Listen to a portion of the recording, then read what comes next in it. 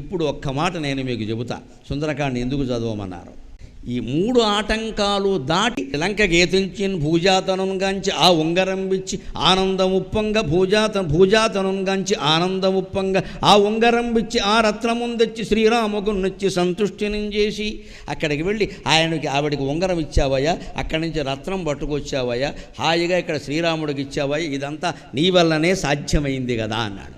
ఈ 3 ఆటంకాలు దాటి వెళ్ళేసరికి హనుమంతుడికి దేవతలు ప్రత్యక్షమయ్యారు. ఇంద్రాది దేవతలు ప్రత్యక్షమయ్యారు. ఎందుకంటే ఈ సాహసం ఇంకెవడూ చేయలే.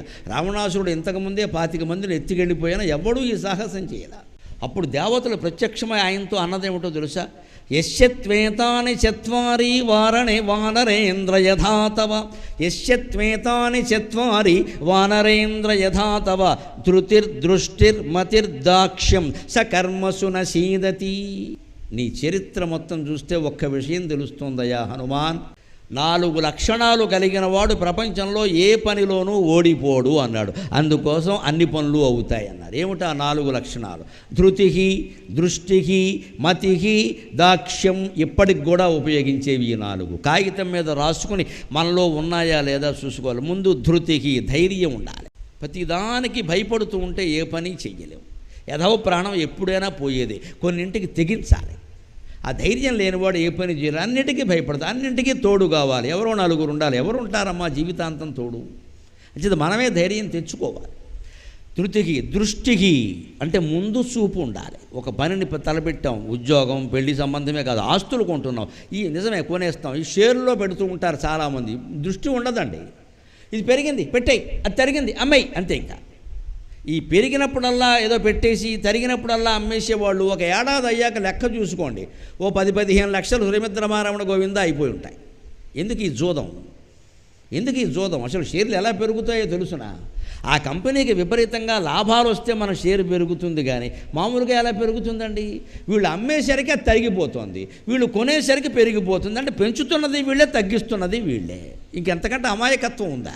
అసలు వాడు జోలికే వెళ్ళకూడదు. ఒకవేళ పెడితే ఒక పద్ధతిగా ఎప్పుడు షేర్లో పెట్టే విధానం కూడా ఉంది. సిప్ అంటారు, సిస్టమేటిక్ ఇన్వెస్ట్మెంట్ ప్లాన్.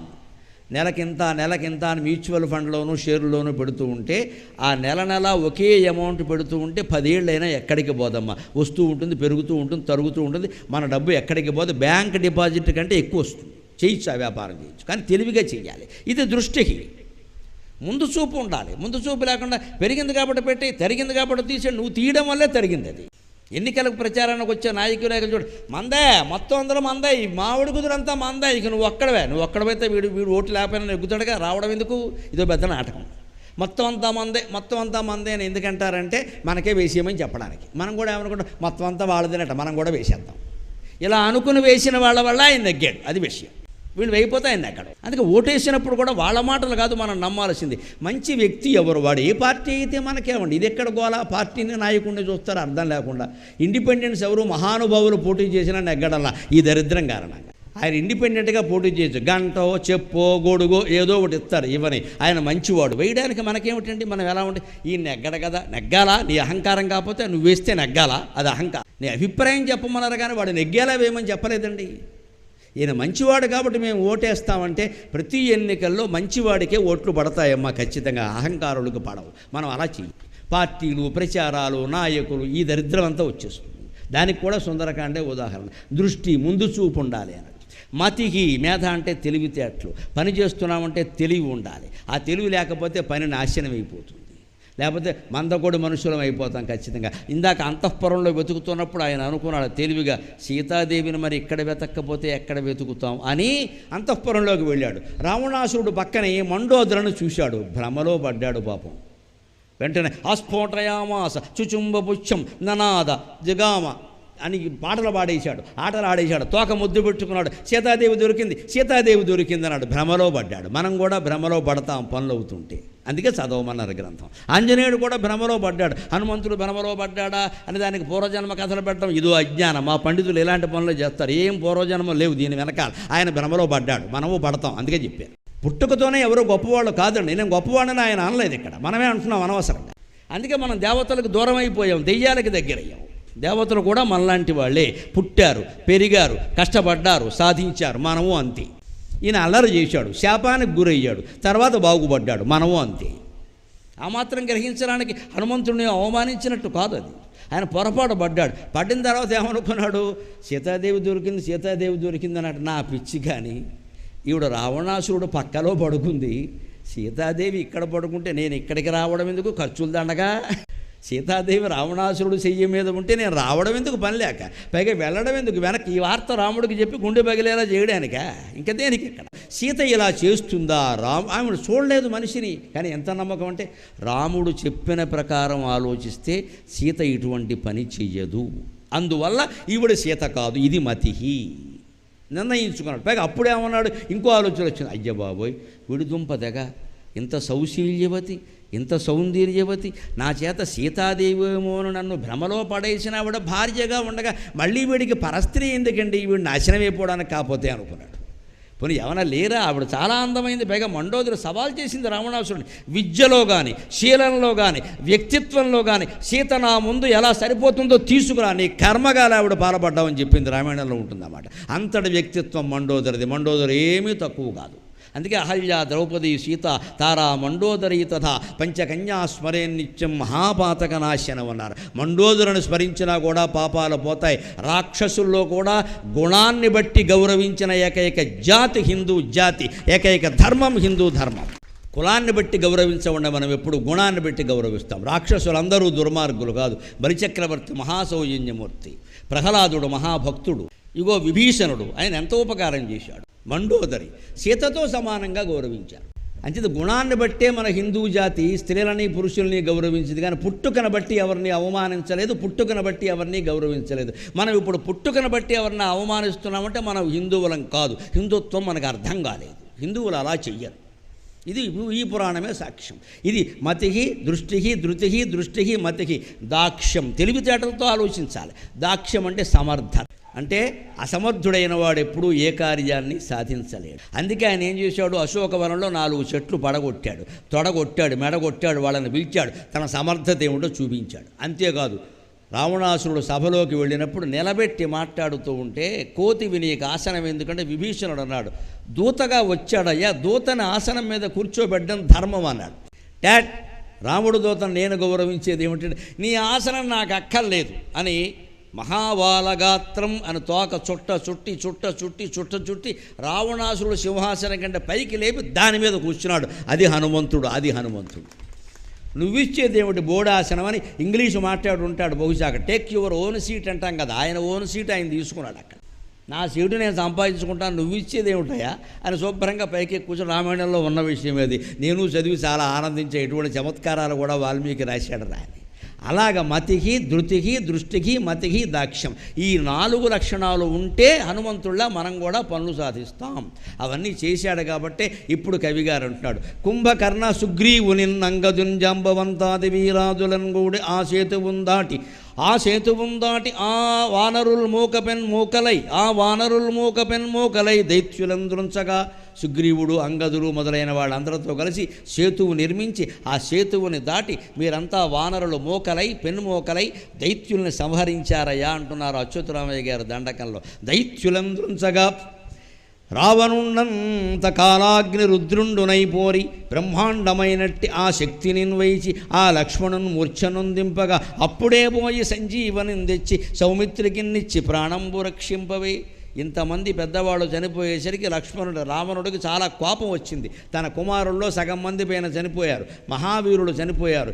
ఇంతకీ వానరులు వాడిన ఆయుధం ఏదీ లేదు, ముష్టిఘాతాలు తప్ప. పైగా రామాయణం చదివితే నాకు విచిత్ర భావన కలిగింది. అధర్మానికి పాల్పడిన వాడికి వాడి సంపదలే వాడికి ఆపదలు అవుతాయి. అధర్మానికి పాల్పడితే మన సంపదలు మనకు ఆపదలు అవుతాయి, మన వాళ్ళే మనమే తిరగబడతారు. ఎలాగో తెలుసా, వానరులు ఏ ఆయుధము వాడలేదు, వాడిన ఆయుధాలు ఏమిటో తెలుసా, చెట్లు పర్వతాలు, అవన్నీ లంకలోవే అని వాడే. మళ్ళీ అక్కడి నుంచి తేలేదు. అనవసరంగా లగేజీ ఛార్జీ చెక్కిన్లో వెయ్యాలి, విమానంలో ఎవడు భరిస్తాడు. లంకలో ఉండే కొండ తీసి వాడి మీద వేశారు, లంకలో ఉండే చెట్లు బీకి వాళ్ళ మీద వేశారు. అంటే ఏమైంది, వీడి దగ్గర వీడు పెంచిన చెట్లు, వీడి దగ్గర వీడు పెంచిన పర్వతాలు వీడికి అపకారం చేసే కారణం ఏమిటి, ధర్మం కారణంగా. అధర్మం కారణంగా. అదే ధర్మానికి బద్ధుడే ఉండడం కారణంగా ధనుర్బాణాలు తప్ప వేరే ఆయుధాలు ఏవీ లేకపోయినా సరే 10 కోట్ల మంది వానరులు రామలక్ష్మణుల వెనకాల వచ్చారు. అది ధర్మం గొప్పతనం, ధర్మం గొప్పతనం. 10 కోట్ల మంది. అసలు సుగ్రీవుడు రావణాసురుని చూడ్డానికి వెళ్ళినప్పుడు పైన దూకి ఉంటే పైకి దూక్కుంటూ వెళ్ళాడు వాడిని చంపేద్దామని. అప్పుడు రావణాసురుడు పైన ఉండి ఒక మంత్రిని పిలిచి వానరుల సైన్యం ఎంత ఉంటుందో చెప్పగలవా అన్నాడు. ఆ చెప్పిన అంకె ఎంతో తెలుసా? 1, 5, 15 వేసి పక్కన 22 సున్నలు వేయాలి. అంత ఇది 1, 5, 15 వేసి 22 సున్నలు వేస్తే ఎంత అవుతుందో అంత వానర సైన్యం. అనంతం అనంతం అన్నాడు దాన్ని లెక్క పెట్టలేక. అయ్య బాబో, ఇంత సైన్యమా, వీళ్ళంతా నా మీద దాడికి వచ్చారు. అంత వానర సైన్యాన్ని రాముడు మొత్తం నాయకత్వం వహించి నడిపించాడు అంటే మంచితనం తప్ప ఇంకేదైనా ఉందా? వాళ్ళకి ఏమైనా చుట్టరికం ఉందా? నరులకి వానరులకు చుట్టరికం అంటే కేవలం ధర్మం. మనం ధర్మానికి కట్టుబడితే మనం ముందు ఒక్కడే రావచ్చు, మన వెనకాల తర్వాత నలుగురే రావచ్చు, 40 లక్షల మంది వస్తారు, అనుమానం ఏళ్ళ. తెలుగునాట ఒక పెద్ద వ్యాధి ఏమిటంటే ముందు పడేవాడు ఉండడు. మనకెందుకని పిల్లి మెళ్ళలో గంట కట్టడానికి భయపడతాం మనం. ఒక్కడెవడైనా సాహసించి గంట కట్టగలిగితే మొత్తం అందరూ వెనకాల వస్తారు. రామాయణమే ఉదాహరణ. అలా వెళ్ళి వాళ్ళందరినీ సంహరించి నువ్వు చివరికి రావణుడు శక్తి ప్రయోగిస్తే అప్పటికప్పుడు రాత్రి వెళ్ళి సంజీవ పర్వతాన్ని తెచ్చాడు. ఎలా తేగలిగాడండి? నాకు ఆంజనేయ స్వామి విగ్రహాన్ని చూసినప్పుడల్లా ఓ పద్యం గుర్తొస్తుంది. నేను అల్లుకొన్నది మహానుభావుడు అయ్యా. కర్తవ్యము ధర్మపదము స్మర్తవ్యము రామపదము స్వామి నీకు. కర్తవ్యము ధర్మపదము స్మర్తవ్యము రామపదము స్వామి నీకు. ధర్తవ్యము సంజీవని ధర్తవ్యము సంజీవని మర్తవ్యులము ఈ విషయము మాకెటు తెలియున్. మర్తవ్యులము ఈ విషయము మాకెటు తెలియున్. కర్తవ్యము ధర్మపదము స్మర్తవ్యము రామపదము స్వామి నీకు. ధర్తవ్యము సంజీవని మర్తవ్యులము ఈ విషయము మాకెటు తెలియున్. ఎప్పుడు ఆయన కర్తవ్యము స్మర్తవ్యము హనుమంతుని జీవితాన్ని గురించి చెబుతూ 2 మాటలు మీకు చెబుతున్నా, గుర్తుపెట్టుకోండి. కర్తవ్యము స్మర్తవ్యం. ఈ రెండే మన మనస్సులో ఉంటే మనం జీవితంలో దుఃఖపడవు. మన కర్తవ్యమే చేయాలి. అన్ని పనులు నెత్తి మీద వేసుకుని ఓవర్ యాక్షన్లు చేయకూడదు. ఎంతవరకు ఉండాలో అంతవరకు. ఇది మన కర్తవ్యమా అని ఆలోచించాలి. బంధువులు, మిత్రులు, ఆస్తులు, పాస్తులు అన్నిటికీ ఇది వర్తిస్తుంది. రాజకీయాలు ఇది మన కర్తవ్యమా? అయితేనే చేయలేత చేయొద్దు. మనకి చెయ్యాలని ఉంది కాబట్టి చేయడం అంటే అది కష్టాలు కొని తెచ్చుకోవడమే. మనకి ఇష్టమైనవన్నీ చేసేయకూడదు. మన కర్తవ్యమా? లేత వద్దు. మిగిలిన సమయం ఏం చేయాలండి? నమఃశివాయ నమఃశివాయ నమో నారాయణాయ నమో నారాయణాయ శ్రీమాత్రే నమః శ్రీమాత్రే నమః. ఇంతకంటే కర్తవ్యం లేదు, ఇంతకంటే స్మర్తవ్యం లేదు. హాయిగా ఓ చోట కూర్చొని జపం చేసుకోవచ్చు కదా. 1 నిమిషం చేయరండి జపం ఎవ్వడు. సొల్లు కబుర్లు చెప్పమంటే మాత్రం గంటలు చెబుతారు. చెప్పట్లేదు అనకండి. పూర్వం పెత్తనాల ద్వారా చెప్పేవారు, ఇప్పుడు స్మార్ట్ ఫోన్ ద్వారా చెబుతున్నారు.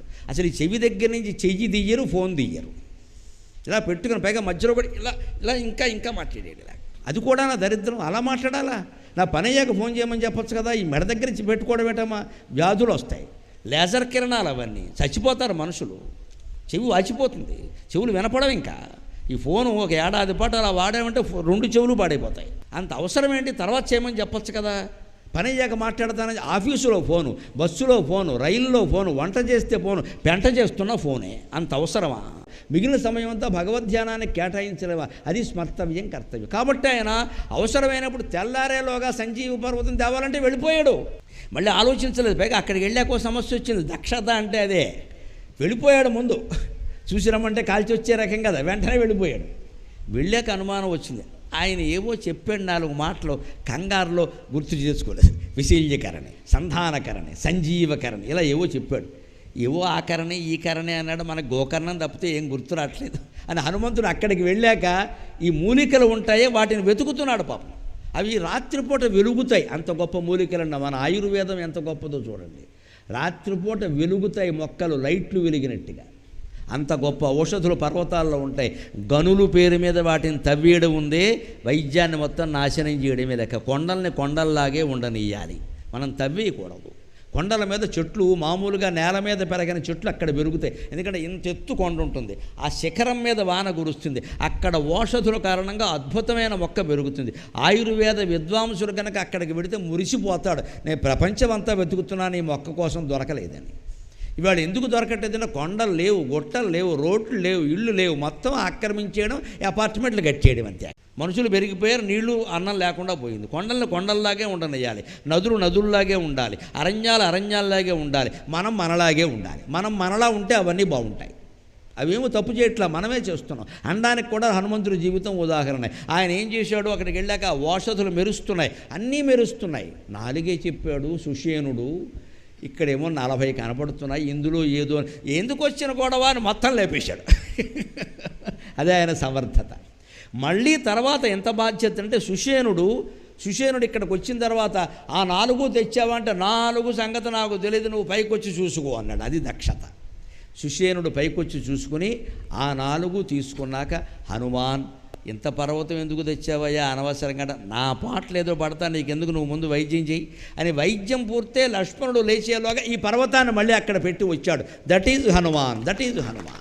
అది సమర్థత అంటే. అపకారం చేయాల, పర్యావరణానికి అపకారం చేయాల, ప్రకృతిని పాడు చేయాల, పర్వతాన్ని మళ్ళీ అక్కడ పెట్టొచ్చాడు. నీకు కావలసినవి తీసుకోవా, ఎందుకు వచ్చిన గొడవ అని అక్కడ పెట్టొచ్చాడు. ఇది ఆయన చేసింది. అలా సంజీవి తెచ్చి సౌమిత్రుని రక్షించావయ్యా నువ్వు.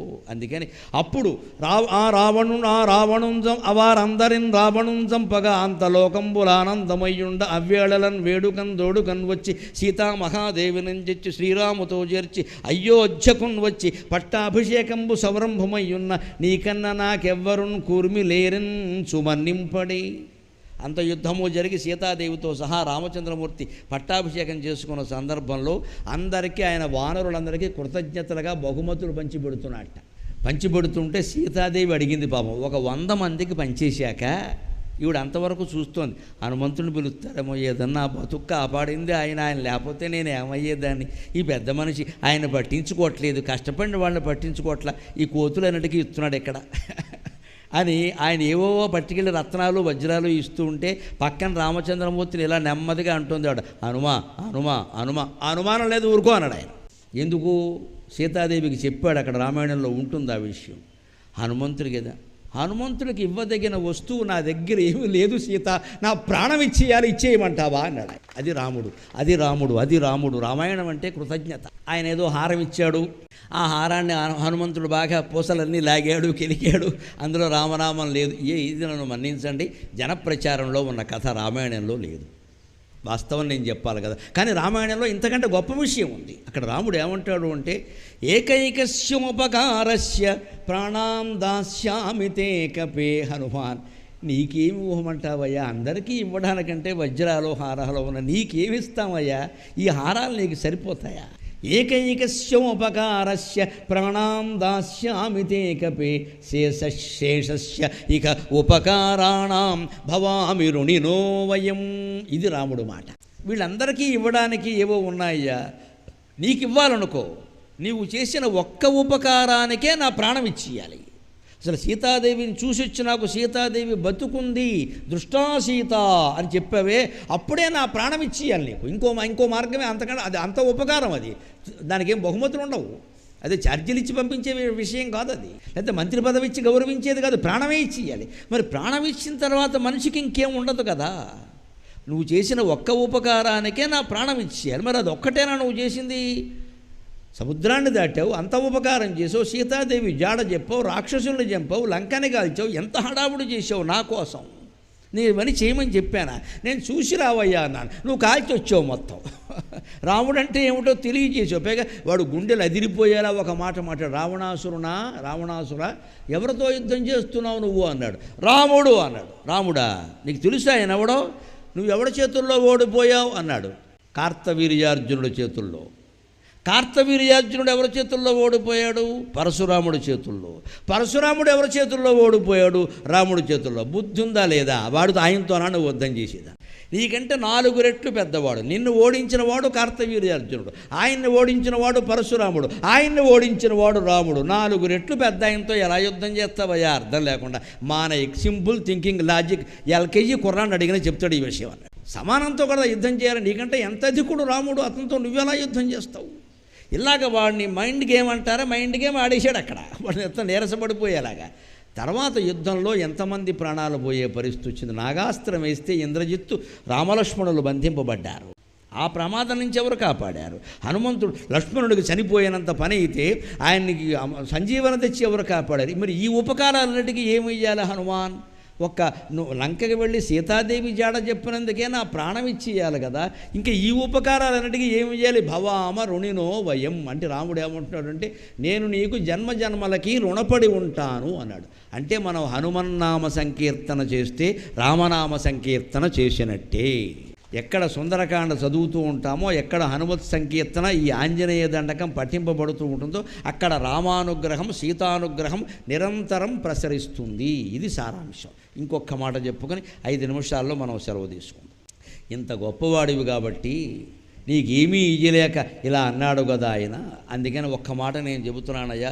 శ్రీరామ భక్తి ప్రశస్తంబుగా నిన్ను సేవించి నీ రామ సంకీర్తనలు చేసినన్ పాపముల్ బాయవే భీతులుందీరవే భాగ్యముల్ గల్గవే సర్వ సామ్రాజ్యముల్ సర్వ సంపత్తులున్ గల్గవే.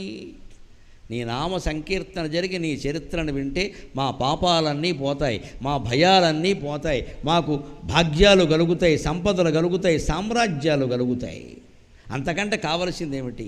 హా వీరా హనుమంత, ఓ సుందరాకార వానరాకార, ఓ పుణ్యభక్తమందార, ఓ పుణ్య సంచార. భక్తులు నువ్వు కల్పవృక్షం లాంటి వాడివి. ఓ వీర, ఓ శూర, నీవే సమస్తంబు, నీవే ఫలప్రాప్తిగా తారక బ్రహ్మమంత్రంబులో నించుచున్.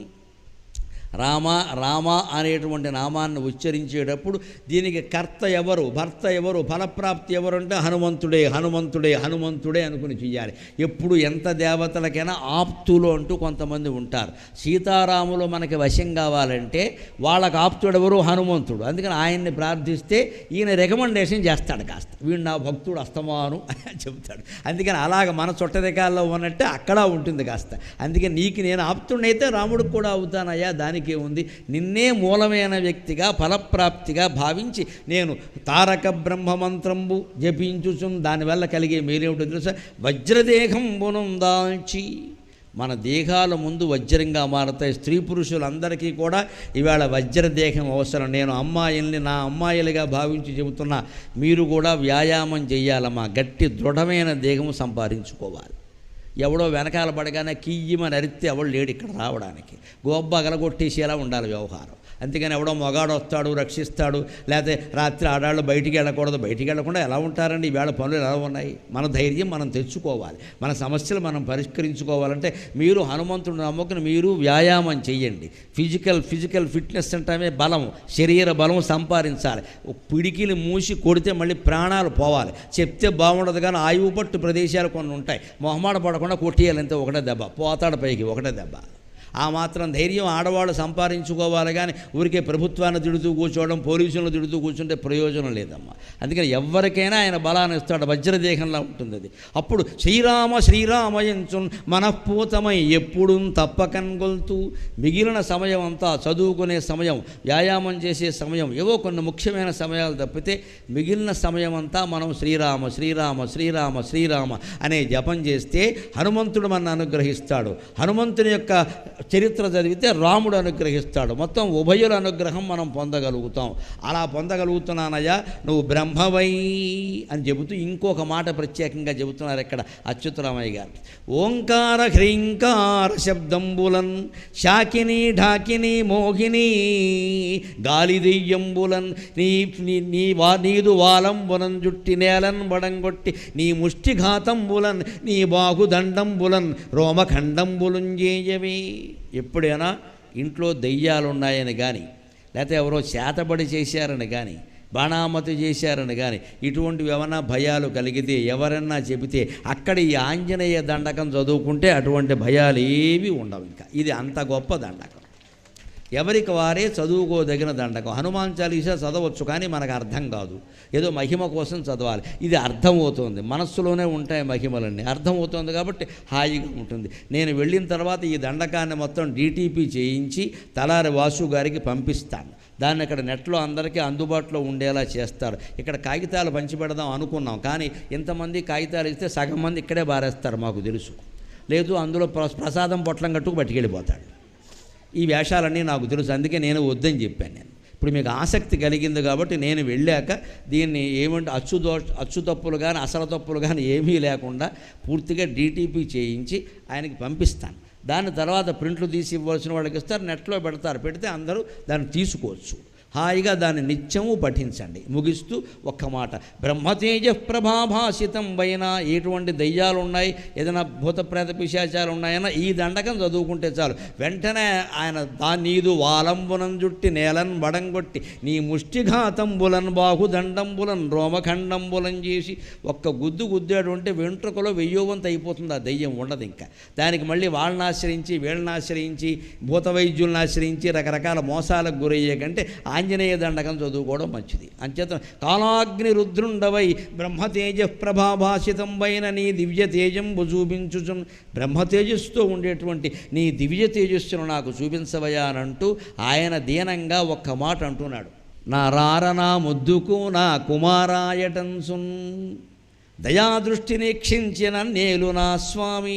నేనంత దండకం రచించినందుకు, ఇంతగా మీకు చెప్పినందుకు నేను హనుమంతుడి నుంచి కోరుకుంటున్నది ఏమిటి అంటే, ఎప్పుడప్పుడు నా జీవితం మొత్తం మీద నా పంట పండేలా ఆయన నాకు దర్శనమిచ్చి, యామయ్యా గరికిపాటి ఎంత బాగా చెప్పేవయ్యా, వచ్చినా ఒళ్ళో కూర్చోవయ్యా అంటే ఈ జన్మ ధన్యమైనట్టే లెక్క. ఈ జీవి ఎప్పటికైనా కోరుకునేది అంతే. భగవంతుడు ప్రత్యక్ష దర్శనం గావించి మన ఆయన ఒళ్ళోకి పిలిచి కూర్చోవయ్యా, చాలా బాగా ప్రవచనాలు చెప్పేవయ్యా, నుండి నేను ఆశీర్వదిస్తున్నాను అంటే ఆ తర్వాత ఆయన ఏం చెబితే చేస్తాం. ఇంకా మన పని ఉండదు అక్కడ. మహాధైర్యంగా చేస్తాం.